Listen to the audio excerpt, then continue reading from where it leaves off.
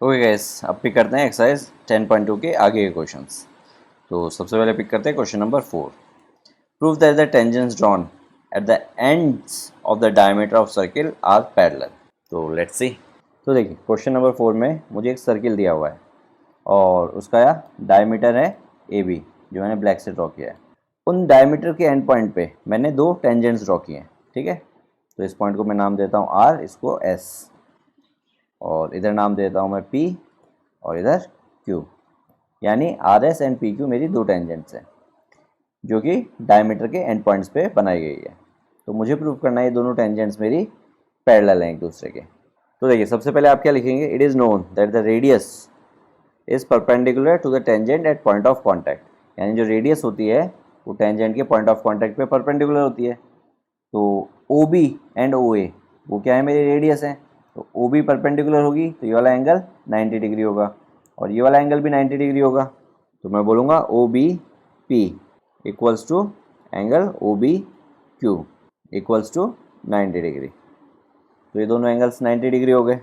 अब देखिए ओ ए भी एक रेडियस है तो टेंजेंट पे ये भी परपेंडिकुलर होगी। दैट मीन्स ये वाला एंगल और ये वाला एंगल ये भी 90 डिग्री होंगे।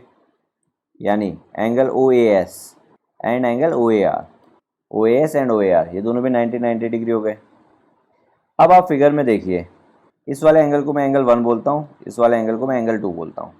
यानी angle O A R and angle O B Q ये दोनों क्या है, मेरे अल्टरनेट इंटीरियर एंगल्स हैं। तो मैं क्या लिखूँगा, O A R equals to O B Q equals to 90। अब एक स्टेटमेंट आएगा नीचे, स्टेटमेंट क्या आएगा, since line R S and line P Q are intersected by transversal AB and above two angles are alternate interior angles which are equal. Therefore, we can say RS parallel to PQ. Clear है, और यही अपने को prove करना था। Okay, अब pick करते हैं क्वेश्चन नंबर 5। क्वेश्चन नंबर 5 में देखिए, prove that the perpendicular at a point of contact to the tangent to a circle passes through the centre.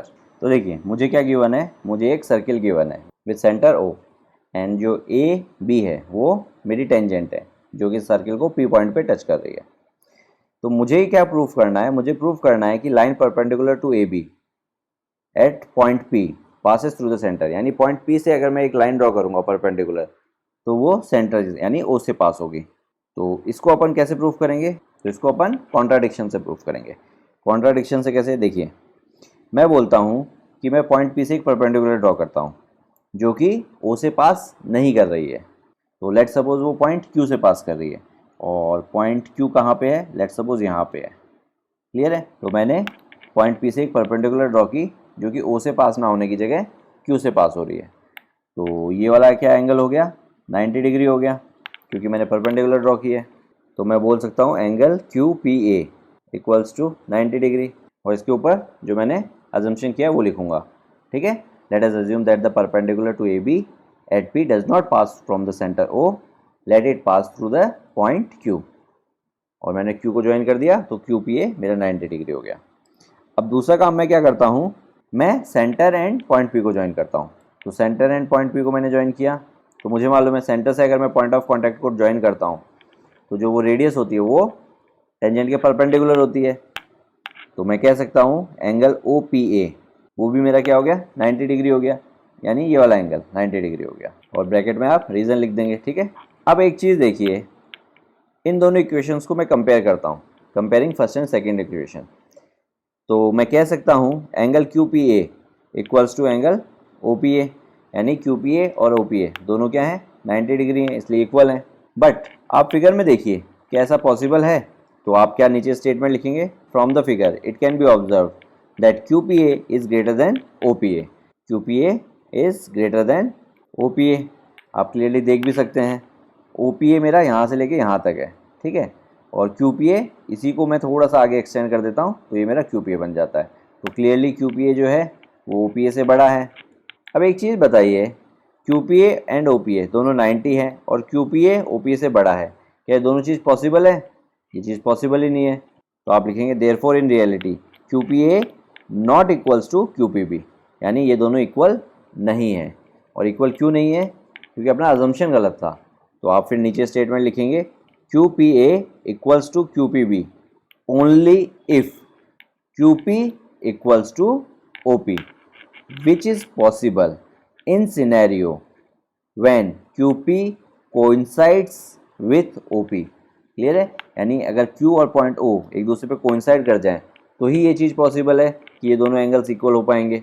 तो hence our assumption was wrong, hence it is proved that the perpendicular to AB passes through centre O। Clear है? ये जो मैंने आपको बताया ये properly आप mention करेंगे अपनी कॉपी में। ओके, अब पिक करते हैं क्वेश्चन नंबर 6। क्वेश्चन नंबर 6 में आपको क्या बोल रहा है, length of the tangent from a point A at a distance 5 centimetre from the centre of the circle is 4 centimetre, find the radius of the circle. तो देखिए मुझे एक टेंजेंट गिवन है AB, टेंजेंट की लेंथ कितनी है 4 है, और जो टेंजेंट का पॉइंट है जहाँ से टेंजेंट बनाई है यानी पॉइंट A वो सेंटर से 5 सेंटीमीटर अवे है। तो मुझे क्या करना है, मुझे रेडियस निकालनी है। तो देखिए कुछ भी नहीं करना, सबसे पहले आप क्या करेंगे, एंगल OBA ये मेरा 90 डिग्री होगा, तो आप लिखेंगे angle OBA is 90 degree, bracket में रीजन डाल देंगे, radius touching the point of contact is perpendicular to the tangent. अब इसमें पाइथागोरस थ्योरम लगाएंगे, तो इस वाले को x मान लीजिए, हाइपोटेन्यूज मेरा कितना है 5, तो ये क्या हो जाएगा 5 का स्क्वायर इक्वल्स टू 4 का स्क्वायर प्लस x स्क्वायर। तो 5 का स्क्वायर होता है 25 और 4 का स्क्वायर होता है 16 प्लस x स्क्वायर। तो 25 माइनस 16, क्योंकि 16 लेफ्ट हैंड साइड जाएगा तो आपको देगा 9। तो x स्क्वायर अगर 9 है तो x की वैल्यू क्या आ जाएगी, x की वैल्यू आ जाएगी 3। ठीक है, तो मेरा रेडियस कितना हो गया 3। ओके, अब पिक करते हैं क्वेश्चन नंबर 7। क्वेश्चन नंबर 7 में two concentric circle are of radii 3 and 5, find the length of the chord of the larger circle which touches the smaller circle. तो इसका फिगर कुछ वैसा ही बनेगा जैसा एग्जाम्पल 1 का फिगर था। क्लियर है? तो लेट्स सी। तो देखिए मैंने दो कॉन्सेंट्रिक सर्किल्स बना दिए, अब मैं एक कॉर्ड ड्रॉ करूँगा, और कॉर्ड होगी बड़े वाले सर्किल की जो छोटे वाले सर्किल को एकदम सिंगल पॉइंट पे टच करेगी, यानी उस पर टेंजेंट होगी। तो मैंने कॉर्ड ड्रॉ कर दी। अब मुझे इस कॉर्ड की लेंथ निकालनी है। तो देखिए मैं पॉइंट्स को नाम दे देता हूँ, ये मैं बोलता हूँ P, ये मैं बोलता हूँ A, ये मैं बोलता हूँ Q, ये मेरा सेंटर हो गया O। अब एक चीज़ देखिए, मेरे छोटे वाले सर्किल की रेडियस कितनी है 3 है, यानी OA को मैं ज्वाइन करता हूँ, तो ये जो डिस्टेंस हो जाएगा ये कितना होगा 3, क्योंकि रेडियस ऑफ स्मॉलर सर्किल। अब मैं बड़े वाले सर्किल की रेडियस मुझे मालूम है 5 है, तो मैं OP पॉइंट को ज्वाइन करता हूँ, तो ये जो डिस्टेंस होगा ये मेरा कितना हो जाएगा, ये हो जाएगा 5, रीज़न बड़े वाले सर्किल की रेडियस, और OQ को भी ज्वाइन करूँगा तो ये भी मेरा होगा 5, अगेन सेम रीज़न बड़े वाले सर्किल की रेडियस। तो ये मुझे इन्फॉर्मेशन गिवन है, और इस इन्फॉर्मेशन से मुझे PQ यानी कॉर्ड की लेंथ निकालनी है। तो सबसे पहले तो देखिए मैं क्या करता हूँ, ट्रायंगल OAP और ट्रायंगल OAQ इन दोनों ट्रायंगल्स को कॉन्ग्रुएंट प्रूफ करने की कोशिश करता हूँ। तो देखिए OP equals to OQ, reason radius of larger circle, उसके बाद OA दोनों में कॉमन है, और उसके बाद आप यहाँ पे देखिए ये जो एंगल होगा ये मेरा 90 डिग्री होगा, यहाँ पे भी 90 डिग्री होगा। क्यों? क्योंकि ये जो कॉर्ड है PQ वो छोटे वाले सर्किल पे एज ए टेंजेंट एक्ट कर रही है, क्योंकि सिंगल पॉइंट पे टच कर रही है, और टेंजेंट पे मैंने सेंटर से ज्वाइन किया पॉइंट ऑफ कॉन्टैक्ट पे। तो अपने को मालूम है radius touching the point of contact is perpendicular to the tangent, therefore OA is perpendicular to PQ। तो इससे ये दोनों एंगल्स क्या हो गए 90 डिग्री हो गए। तो मैं यहाँ पे लिख दूंगा OAP equals to OAQ equals to 90 degree, और रीज़न में आप यहाँ पे स्टेटमेंट लिख देंगे कि radius touching the point of contact is perpendicular to the tangent. तो RHS से मैंने दोनों ट्रायंगल्स को कॉन्ग्रुएंट प्रूफ कर दिया। तो अगर दोनों ट्रायंगल्स कॉन्ग्रुएंट हैं तो मैं कह सकता हूँ PA इक्वल्स टू QA। तो CPCT से मैंने क्या बोला, PA इक्वल्स टू QA, यानी ये वाला पोर्शन इस वाले पोर्शन के इक्वल है। तो अब अगर मैं PA की लेंथ निकाल लूँ और इंटू 2 कर दूँ तो मेरे पास PQ की लेंथ आ जाएगी। क्यों? क्योंकि PA जो है वो PQ का हाफ है। तो अब मैं क्या करता हूँ, ट्रायंगल पिक करता हूँ, कौन सा, OPA, और इसके अंदर मैं पाइथागोरस थ्योरम अप्लाई करता हूँ। तो इस वाली लेंथ को मैं x मान लेता हूँ, कहाँ से, यहाँ से लेके यहाँ तक। तो पाइथागोरस थ्योरम में देखिए OP मेरा है हाइपोटेन्यूस, तो हाइपोटेन्यूस का स्क्वायर, फिर OA का स्क्वायर, OA का स्क्वायर होगा 3 का स्क्वायर प्लस x का स्क्वायर। तो इसको मैं सॉल्व करूँगा, तो देखिए ये हो जाएगा 25 equals to 9 plus x square. तो 25 माइनस 9 मुझे देगा 16, तो x स्क्वायर हो गया मेरा 16। तो x की क्या वैल्यू आ जाएगी इससे, x की वैल्यू आएगी मेरी 4। तो अब एक चीज़ बताइए, PA अगर 4 है और QA अगर 4 है तो अगर मैं पी ए और क्यू ए को ऐड कर दूँ, यानी इन दोनों को ऐड कर दूँ, दोनों 4 4 हैं, तो दोनों ऐड होके क्या बनेंगे, पी क्यू बनेंगे। और पी क्यू मेरा कितना हो जाएगा, 4 + 4 8। ठीक है, तो मैंने मेरी कॉर्ड की लेंथ निकाल दी। और एक चीज़ और, ये जो आपने दोनों ट्रायंगल्स को कॉन्ग्रुएंट प्रूफ किया है, इसकी जगह आप ये भी कर सकते थे कि आप सिंपली एक स्टेटमेंट लिखते कि in triangle O P Q is an isosceles triangle and we know that perpendicular in an isosceles triangle divides the third side in 2 equal parts, therefore P A equals to Q A. तो अगर ये आपको चाहिए तो congruent proof करके ऐसे कीजिए, यह एक सिंपल जो अपनी क्लास 9th की थ्योरम है, in an isosceles triangle perpendicular divides the third side और you can say base side in 2 equal parts. ठीक है, अब पिक करते हैं क्वेश्चन नंबर 8। फिगर देखिए 10.12। ABCD आपको एक क्वाड्रिलेटरल दे रखा है। ABCD is drawn to circumscribe a circle, that means जो एक सर्किल है वो एग्जैक्टली उसके अंदर फिट हो रहा है, या फिर ऐसे कहें कि जो क्वाड्रिलेटरल की साइड्स हैं वो सर्किल पे एज ए टेंजेंट एक्ट कर रही हैं। तो आपको क्या प्रूफ करना है, AB + CD and AD + BC ये दोनों इक्वल हैं, यानी AB + CD ये दो opposite sides equals to AD + BC, यानी ये दो अपोजिट साइड, यानी जो अपोजिट साइड्स हैं उनका सम एक दूसरे के इक्वल है, ये अपने को प्रूफ करना है। तो देखिए सबसे पहले अपन पॉइंट ए लेंगे।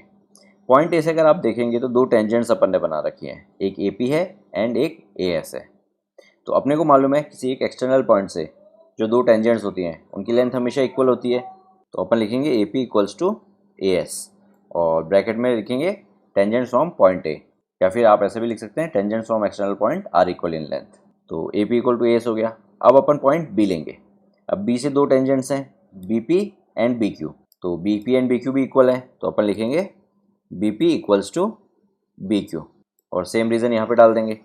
अब देखिए मैंने BP एंड AP को लेफ्ट हैंड साइड रखा है, इसका एक रीज़न है। रीज़न ये है कि AP एंड BP को अगर मैं ऐड करूँगा तो मुझे AB मिल जाएगा, समझ में आया। वरना मैं चाहता तो BQ = BP भी लिख सकता था, बट BP को लेफ्ट हैंड साइड रखने का रीज़न ये है कि इन दोनों इक्वेशंस को अगर मैं ऐड करूँगा तो AP + BP मुझे AB दे देगा। अब आते हैं पॉइंट C पे। पॉइंट C से भी मेरे पास दो टेंजेंट्स हैं CR एंड CQ, तो मैंने क्या लिखा, CR = CQ और रीज़न डाल दूंगा यहाँ पे tangent from external point are equal. अब उसके बाद आते हैं पॉइंट D पे। D से भी मेरे पास दो टेंजेंट्स हैं DR और DS, तो देखिए मैंने DR और DS दोनों को लेफ्ट हैंड साइड रखा, रीज़न ये दोनों मिलके CD बना रहे हैं और इनको AP और BP के साथ में इसलिए रखा क्योंकि मुझे AB + CD चाहिए, तो इन दो से तो AB बन जाएगा, इन दो से CD बन जाएगा। तो अब नेक्स्ट स्टेप आपको समझ में आ ही गया होगा कि अपन क्या करने वाले हैं, अपन इन चारों इक्वेशन को ऐड करेंगे, एडिंग ऑल द 4 इक्वेशन। तो जब इनको ऐड करेंगे तो लेफ्ट हैंड साइड वाला पोर्शन सारा ऐड होगा और राइट हैंड साइड वाला सारा पोर्शन ऐड होगा। तो देखिए ये हो जाएगा AP + BP + CR + DR = AS + BQ + CQ + DS। तो अब देखिए AP एंड BP को ऐड करता हूँ, CR एंड DR को ऐड करता हूँ। अब राइट हैंड साइड में देखिए AS एंड DS, यानी इन दो को अगर मैं ऐड कर दूँ तो मेरे पास AD बनेगा और BQ एंड CQ को ऐड करूँगा तो मेरे पास BC मिलेगा। तो देखिए AP एंड BP ऐड करके मैंने यहाँ पे AB लिख दिया और CR और DR को ऐड करके मैंने CD लिख दिया, equals to AS and DS इसको ऐड किया तो मैंने AD लिख दिया, आप फिगर से देख सकते हैं चाहे तो, और फिर BQ एंड CQ को ऐड किया तो मैंने BC लिख दिया और यही मुझे प्रूफ करना था। क्लियर है? ओके, अब पिक करते हैं क्वेश्चन नंबर 9। क्वेश्चन नंबर 9 में देखिए फिगर 10.13, यहाँ पे आपको दो पैरेलल टेंजेंट्स गिवन है XY एंड X', और उसके अलावा एक और टेंजेंट है टेंजेंट AB। तो जो टेंजेंट AB है उन दोनों टेंजेंट्स को point A and point B पे इंटरसेक्ट कर रही है, यानी XY को पॉइंट A पे एंड X', को पॉइंट B पे। तो अपने को क्या प्रूफ करना है, अपने को प्रूफ करना है कि एंगल AOB यानी ये वाला एंगल जो है ये 90 डिग्री प्रूफ करना है। तो देखिए कैसे करेंगे। सबसे पहले आप एक कंस्ट्रक्शन करेंगे। कंस्ट्रक्शन क्या करेंगे, आप OC को ज्वाइन करेंगे, तो मैंने OC को ज्वाइन कर दिया।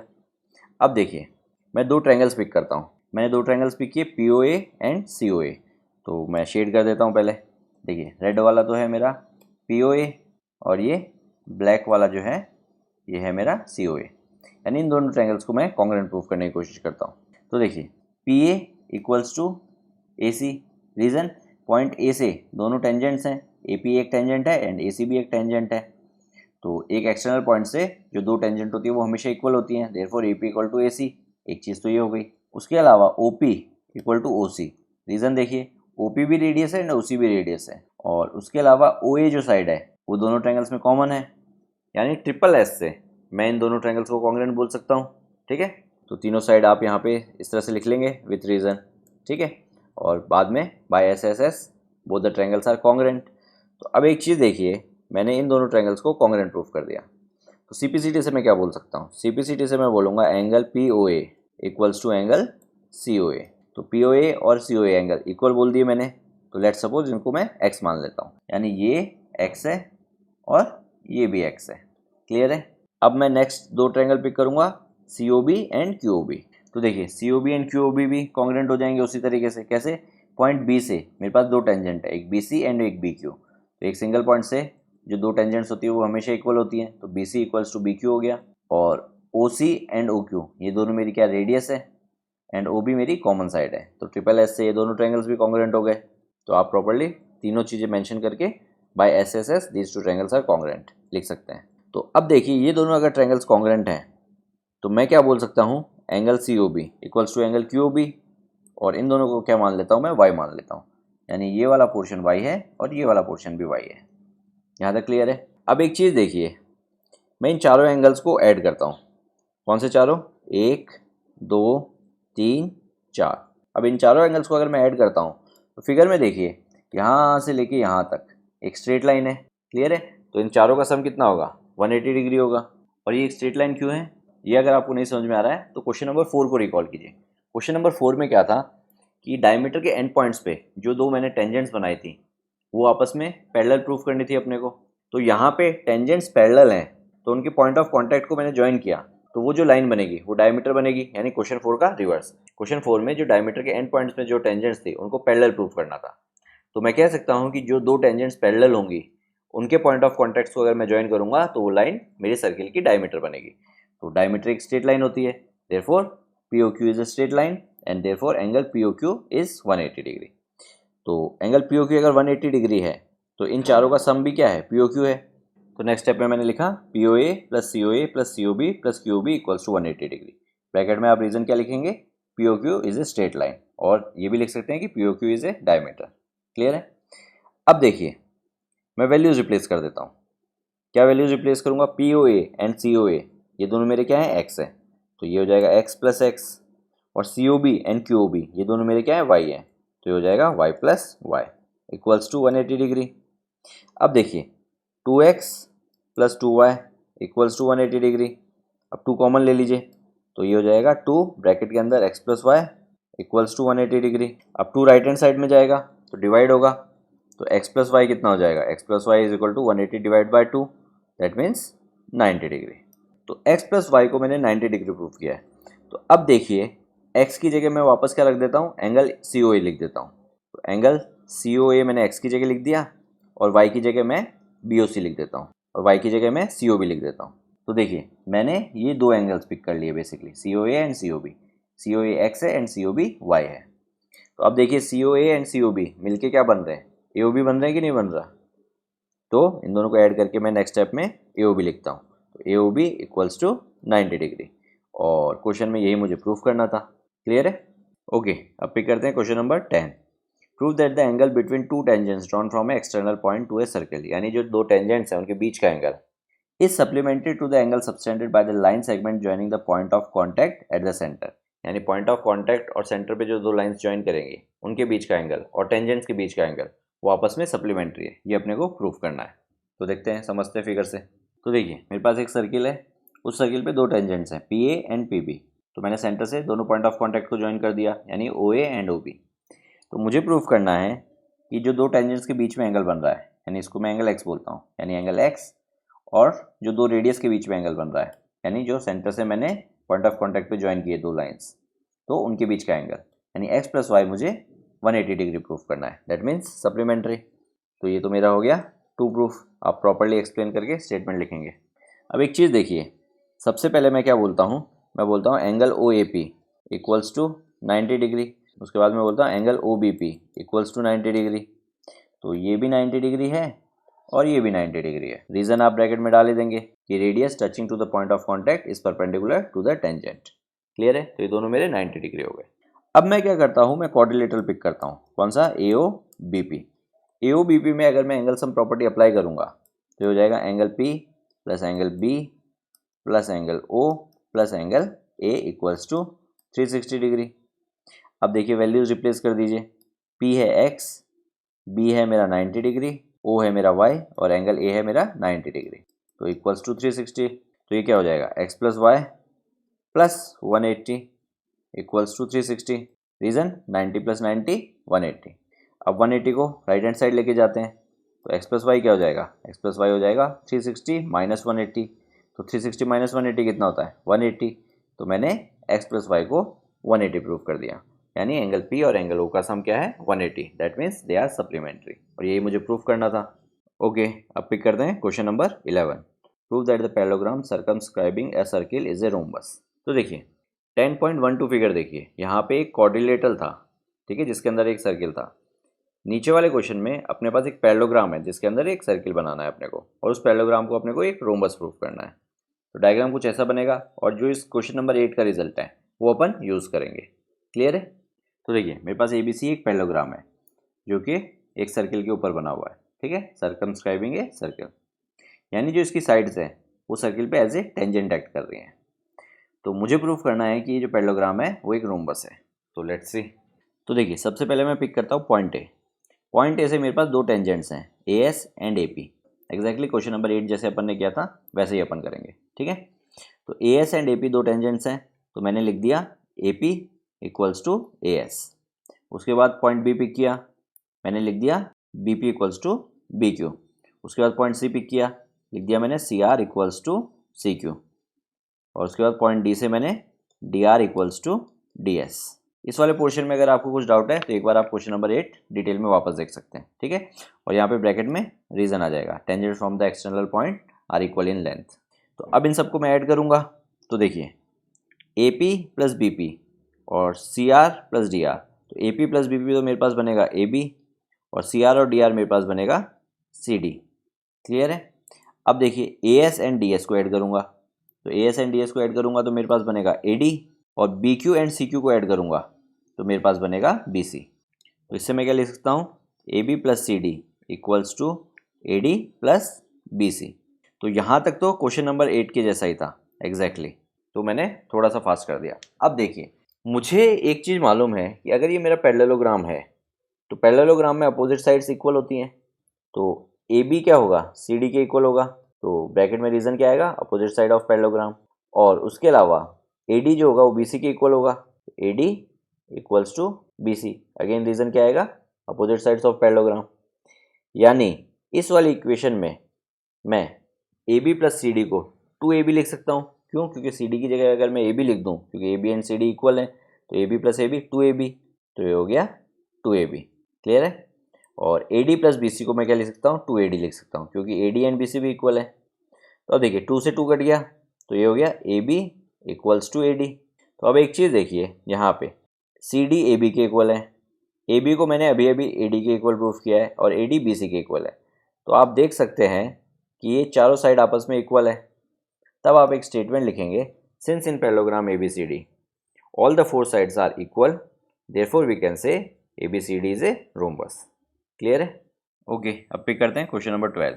क्वेश्चन नंबर 12 में ABCD आपको एक ट्रायंगल है सर्कमस्क्राइबिंग ए सर्कल, जिसका रेडियस कितना है 4 सेंटीमीटर है, और उसके अलावा आपको डायमेंशंस दे रखे हैं BD एंड CD के। तो आपको साइड AB एंड AC की लेंथ निकालनी है, क्योंकि BC की लेंथ तो आप फिगर से देख सकते हैं 8 + 6 हो जाएगी। तो बाकी दो साइड्स की जो ट्रायंगल की हैं उनकी आपको लेंथ निकालनी है। तो लेट्स सी। तो देखिए सबसे पहले मैं क्या करता हूँ, बाकी पॉइंट्स को भी कुछ नाम दे देता हूँ। तो देखिए CD एंड CF मेरी दो टेंजेंट्स हैं। क्लियर है? तो C पॉइंट से दो टेंजेंट्स हैं, आपस में लेंथ इक्वल होगी, तो CF भी मेरा कितना हो जाएगा 6। और उसी तरीके से BD एंड BE ये भी मेरी दो टेंजेंट्स हैं पॉइंट B से, तो इसकी लेंथ कितनी हो जाएगी BE की, इसकी हो जाएगी 8, क्योंकि BD की 8 है। अब पॉइंट A से मेरे पास दो टेंजेंट्स हैं AF एंड AE, तो इनकी लेंथ मैं x अज्यूम कर लेता हूँ। तो AF एंड AE ये दोनों मैंने x मान लिए। अब देखिए मैं क्या करता हूँ, हीरोन्स फार्मूला अप्लाई करूँगा यहाँ पे, और हीरोन्स फार्मूला अप्लाई करके मैं ट्रायंगल ABC का एरिया निकालने की कोशिश करता हूँ। तो हीरोन्स फार्मूला क्या कहता है, सबसे पहले हीरोन्स फार्मूला रिकॉल करवाता हूँ मैं आपको। हीरोन्स फार्मूला होता है S into S minus A into S minus B into S minus C, स्कूल का under root. A and B and C ये तो ट्रायंगल की तीनों साइड हैं, और एस क्या है, सेमी पेरीमीटर, यानी उस तीनों साइड का सम डिवाइड बाय 2। तो सबसे पहले मैं एस की वैल्यू निकालता हूँ। तो देखिए एस हो जाएगा मेरा, सबसे पहले ए बी साइड लेता हूँ मैं। ए बी साइड क्या है मेरी, x+8, ए ई एक्स है और ई बी 8 है, तो ए बी हो गया x+8। तो मैंने ए बी साइड ऐड कर दी। अब मैं बी सी साइड ऐड करता हूँ। बी सी साइड है 8+6, 8+6 होता है 14, तो यहाँ पे मैंने 14 लिख दिया। अब मैं ए सी साइड ऐड करता हूँ। ए सी साइड है मेरी x+6, तो यहाँ पे मैंने x+6 लिख दिया, और होल डिवाइड बाय 2। तो अब देखिए x+x 2x, 8+14 22, 22+6 28, तो ये हो गया 2x+28 डिवाइड बाय 2। तो अब देखिए 2 से डिवाइड करेंगे तो ये आपको देगा x+14, यानी s की वैल्यू मेरे पास आ गई x+14। अब मैं क्या करता हूँ, इस फॉर्मूले में वैल्यूज रिप्लेस कर देता हूँ। तो सबसे पहले तो s लिख दिया, अब उसके बाद s माइनस ए, यानी x+14 माइनस ए। तो a मानता हूँ मैं ए बी को, तो a मेरा क्या है x+8, तो माइनस साइन लगा के x+8, क्लियर है। अब s माइनस बी, बी मैं मानता हूँ बी सी को, तो माइनस साइन लगा के 14, क्योंकि 8+6 14। अब मैं लिखता हूँ s माइनस सी, सी मैं मानता हूँ ए सी को, तो यानी माइनस साइन लगा के x+6। अब देखिए नेक्स्ट स्टेप में x+14 और सेकंड वाले में मैंने ब्रैकेट खोल लिया, तो अंदर वाले दोनों साइन चेंज हो गए, -x -8 हो गए। और यहाँ पे देखिए -14 + 14, ठीक है, दोनों कट जाएंगे, तो यहाँ पे सिर्फ x बचेगा। और इस वाले में भी ब्रैकेट खोलेंगे, तो x+14 -x -6, क्लियर है। अब देखिए नेक्स्ट स्टेप, ये हो गया x+14 मल्टीप्लाई बाय x से x गया है यहाँ पे, और 14 - 8 आपको देगा 6, यहाँ पे आ गया 6, यहाँ पे है x। अब अगेन लास्ट वाले में देखिए x से x गया एंड 14 - 6 आपको देगा 8, तो ये हो गया 8। अब देखिए इस x को तो मैं इसके साथ मल्टीप्लाई कर देता हूँ नेक्स्ट स्टेप में, और 6 एंड 8 को मैं ब्रेक कर देता हूँ। 6 को मैंने लिख दिया 3 × 2, और 8 को मैंने लिख दिया 2 × 2 × 2, 3 बार 2, और x को इसके साथ मल्टीप्लाई किया, तो यहाँ पे हो गया x² + 14x। तो देखिए यहाँ पे 2 का एक पेयर है और एक और पेयर है, तो 2 में से एक बाहर आ जाएगा, यानी 2 × 2 4 बाहर आ जाएगा, तो हो जाएगा 4√3 ब्रैकेट में x² + 14x। तो ये मैंने एरिया निकाल लिया किसका, ट्रायंगल ABC का।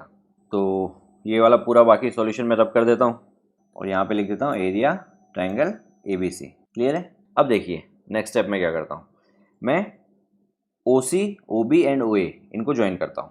और एक चीज़ देखिए, यहाँ पे ये परपेंडिकुलर है, और मैंने OE एंड OF को भी ज्वाइन कर दिया, तो OE एंड OF ये भी मेरे परपेंडिकुलर्स हैं, तो मैं यहाँ पे भी 90 डिग्री का साइन बना देता हूँ। अब देखिए मैं 3 ट्रायंगल्स पिक कर रहा हूँ, कौन कौन से, triangle OAB, triangle OCA and triangle OBC। तो देखिए मैं तीनों को पहले अलग अलग कलर से शेड कर देता हूँ। ये सबसे पहले जो मैंने शेड किया है ये है OAB, उसके बाद मैंने OCA को शेड किया है, उसके बाद मैंने OBC को शेड किया है। तो आप देखेंगे इन तीनों ट्रायंगल का एरिया अगर मैं निकाल के ऐड कर दूं, तो वो ट्रायंगल ABC के एरिया के इक्वल होगा, देख सकते हैं आप शेडेड पोर्शन से क्लियरली। तो नेक्स्ट स्टेप में मैं क्या करूँगा, इन तीनों ट्रायंगल्स का एरिया निकालूंगा। तो सबसे आसान है ट्रायंगल OBC का एरिया निकालना। रीज़न देखिए, मुझे जो सर्किल की रेडियस है वो 4 दे रखी है, तो OD मेरा क्या हो गया, 4 हो गया, एंड OD क्या है, ट्रायंगल OBC की हाइट है। क्यों, क्योंकि OD is perpendicular on BC। Reason, radius on the point of contact is perpendicular to the tangent. तो देखिए मुझे बेस BC उसकी लेंथ भी मालूम है, और हाइट OD वो भी मालूम है। तो ट्रायंगल का एरिया होता है हाफ बेस इंटू हाइट, तो हाफ बेस इंटू हाइट। तो मैंने बेस क्या माना, BC माना, यानी half into BC into OD, height मैंने OD मानी, तो मैंने वैल्यूज रिप्लेस कर दी, तो हाफ इंटू 14 इंटू 4। तो देखिए 2 से ये 4 गया, तो इधर आ गया 2, और 14 2 से कितना होता है 28। तो एक ट्रायंगल का एरिया तो मेरे पास आ गया 28। अब बाकी दो ट्रायंगल्स का देखते हैं। अब पिक करते हैं OAB। OAB में मैं बेस मान रहा हूँ AB को, तो ये हो जाएगा हाफ इंटू बेस यानी AB, और हाइट मान रहा हूँ मैं OE को, तो इंटू OE। तो OE क्या है, रेडियस है जो कि 4 है, और AB क्या है x+8। तो मैं वैल्यूज़ लिख देता हूँ, हाफ इंटू x+8 इंटू 4 क्या है रेडियस, तो 2 से ये गया, तो यहाँ पे आ गया 2, तो ये जब 2 इन दोनों से मल्टीप्लाई होगा तो ये मुझे देगा 2x + 16। तो इस वाले ट्रायंगल का एरिया मेरे पास ये आ गया। अब मैं निकालता हूँ ट्रायंगल OCA का एरिया। तो OCA में मैं AC को बेस मानता हूँ, तो half into A C into O F, O F यहाँ पे हाइट है। तो देखिए ए सी क्या है x+6, तो यहाँ पे x+6 रख दिया, एंड ओ एफ जो कि रेडियस है तो ये 4 हो गया। तो 2 से 4 गया तो इधर आया 2, अब ब्रैकेट खुलेगा तो मल्टीप्लाई होगा, तो ये हो जाएगा 2x + 12। तो अब देखिए आप चाहें तो इनको इक्वेशंस मार्क कर लीजिए 1 2 3, ठीक है। Adding the area of the 3 triangles by equation 1 2 and 3। तो इन तीनों ट्रायंगल्स का एरिया अगर मैं ऐड करूँगा तो वो किसके बराबर होगा, वो बराबर होगा area triangle A B C के। तो अब देखिए एरिया ए ओ बी इसकी वैल्यू में लिख देता हूँ 2x + 16, एरिया ओ सी ए इसकी वैल्यू में लिख देता हूँ 2x + 12, और area triangle O B C इसकी वैल्यू में लिख देता हूँ 28 equals to area A B C. तो ए बी सी का एरिया मैंने देखिए यहाँ पे पहले ही निकाल के रखा था, तो इसकी वैल्यू रिप्लेस कर देता हूँ। तो अब देखिए 2x + 2x 4x, 12 + 28 ये आपको देगा 40, एंड 40 + 16 ये आपको देगा 56। तो इस तरफ तो क्या हो जाएगा 4x + 56 इक्वल्स टू 4√3 ब्रैकेट में x² + 14x। अब देखिए यहाँ पे मैं 4 कॉमन लेता हूँ, जब मैं यहाँ पे 4 कॉमन लूँगा तो ब्रैकेट में यहाँ पे क्या बचेगा x, और इधर क्या बचेगा 14, क्योंकि 14 4 होता है 56 इक्वल्स टू 4 ब्रैकेट में 3x² + 14x। अब देखिए 4 से 4 गया। अब नेक्स्ट स्टेप में मैं क्या करता हूँ स्क्वेयरिंग बोथ द साइड। तो आप एक स्टेटमेंट लिखेंगे स्क्वेयरिंग बोथ द साइड। तो जब मैं स्क्वेयरिंग बोथ द साइड करूँगा तो इधर हो जाएगा x² + 14 का स्क्वायर होता है 196 + 2ab यानी 28x। तो स्क्वेयरिंग बोथ द साइड में मैंने यहाँ पे a + b का होल स्क्वायर का फॉर्मूला अप्लाई किया है, क्लियर है। और इधर स्क्वेयरिंग बोथ साइड होगा तो अंडर रूट हट जाएगा और कुछ नहीं होगा। तो देखिए ये हो जाएगा 3 × x² + 14x, क्लियर है। तो अब देखिए यहाँ पे मैं ब्रैकेट खोलूँगा तो 3 से और 3 से दोनों से मल्टीप्लाई होगा, तो मैं इसको हटा के डायरेक्ट मल्टीप्लाई करके लिख देता हूँ। तो ये हो जाएगा 3x² एंड 14 3 होता है 42, तो ये हो जाएगा 42x। तो अब देखिए सब कुछ एक तरफ ले आते हैं, x² को उधर ले जाएंगे, 28x को उधर ले जाएंगे, एंड 196 को उधर ले जाएंगे। तो ये हो जाएगा 3x² - x² + 42x - 28x और फिर -196 इक्वल्स टू 0। तो देखिए 3x² - x² ये आपको देगा 2x², और प्लस 42x - 28x ये आपको देगा 14x, और फिर -196 इक्वल्स टू 0। तो ये मेरी क्वाड्रेटिक इक्वेशन बन गई। तो अब थोड़ा सा पोर्शन ऊपर वाला रब करते हैं, इस क्वाड्रेटिक इक्वेशन को सॉल्व करते हैं। तो देखिए क्वाड्रेटिक इक्वेशन में सॉल्व करने के लिए सबसे पहले क्या करते हैं a एंड c को मल्टीप्लाई करते हैं। स्टैंडर्ड फॉर्मेट होता है ax² + bx + c equals to 0। तो a और c को मल्टीप्लाई किया जाता है, यानी x² का कोफिशिएंट और जो कांस्टेंट पार्ट है। तो मुझे क्या करना होता है a और c को मल्टीप्लाई करके उसके फैक्टर्स बनाने होते हैं।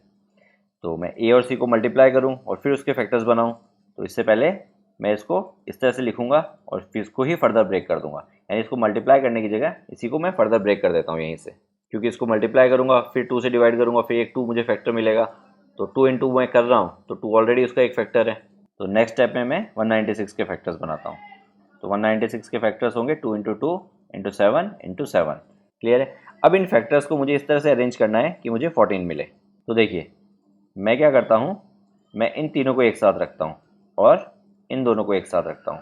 तो देखिए 7 × 2 14, 14 × 2 28, और इन दोनों से 7 × 2 14। तो अगर मैं 28 - 14 करूँगा तो मुझे 14 मिलेगा। और इसके अलावा मुझे प्रोडक्ट भी चेक करना होता है। तो देखिए 196 × 2 करूँगा तो 392 मिलेगा, एंड 28 × 14 करेंगे तो भी आपको 392 मिलेगा।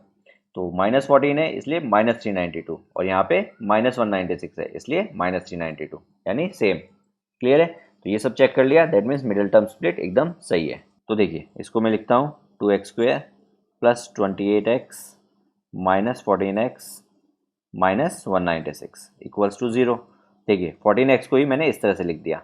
अब फर्स्ट 2 में से जो कॉमन आ रहा है वो कॉमन लेता हूँ, तो 2x x + 14, फिर -14 इधर से कॉमन लूँगा तो इधर भी क्या बचेगा x + 14, क्योंकि 14 × 14 196 होता है। तो -14 × +14 -196 दे देगा मुझे। तो अब देखिए यहाँ से लेके यहाँ तक और यहाँ से लेके यहाँ तक x + 14 दोनों में कॉमन है, तो x + 14 मैंने लिख दिया। तो इधर क्या बचा 2x, और इधर क्या बचा -14 इक्वल्स टू 0, यहाँ पे भी इक्वल्स टू 0।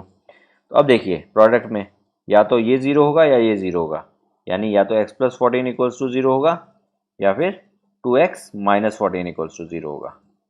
जब x प्लस 14 0 होगा तो x की वैल्यू क्या आएगी -14, और जब ये 0 होगा तो x की वैल्यू आएगी 7। अब देख सकते हैं -14 उधर जाएगा प्लस 14 हो जाएगा और फिर 2 से डिवाइड होगा तो 14 डिवाइड बाई 2 7। तो x की मेरे पास दो वैल्यूज़ आई हैं, एक -14 और एक 7। तो अब एक चीज़ बताइए, क्या लेंथ कभी नेगेटिव हो सकती है?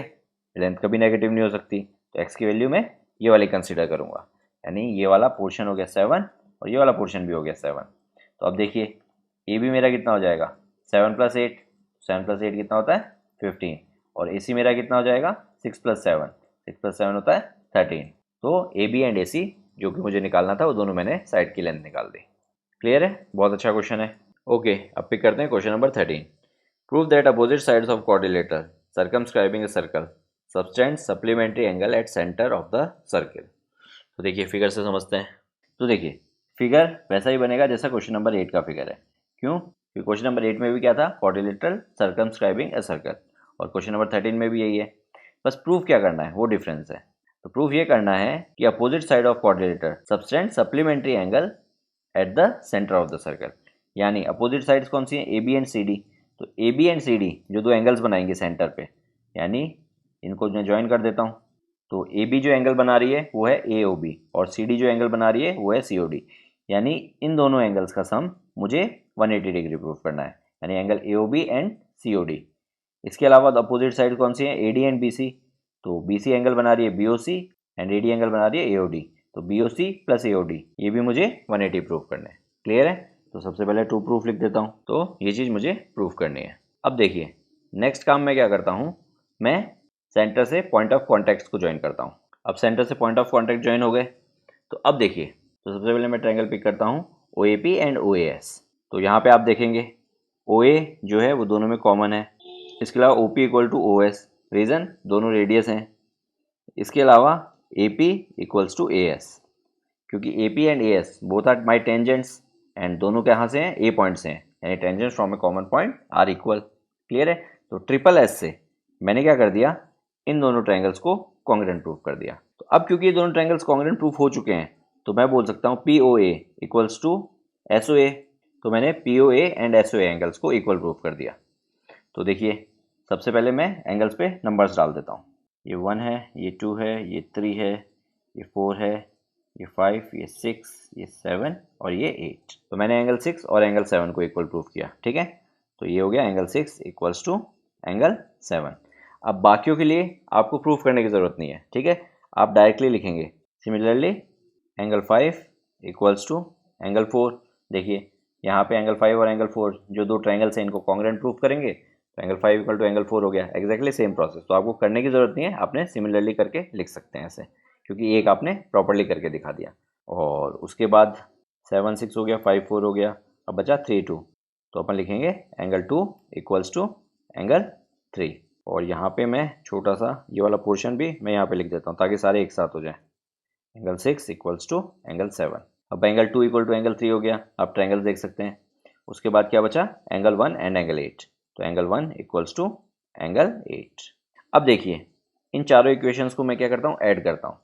तो देखिए क्या होगा, तो देखिए लेफ्ट हैंड साइड वाला सारा पोर्शन ऐड हो गया और राइट हैंड साइड वाला सारा पोर्शन ऐड हो गया। तो अब एक चीज़ देखिए यहाँ पे 6 + 5, 6 + 5 क्या है, एंगल ए ओ बी, और 2 + 1, 2 + 1 क्या है, एंगल सी ओ डी।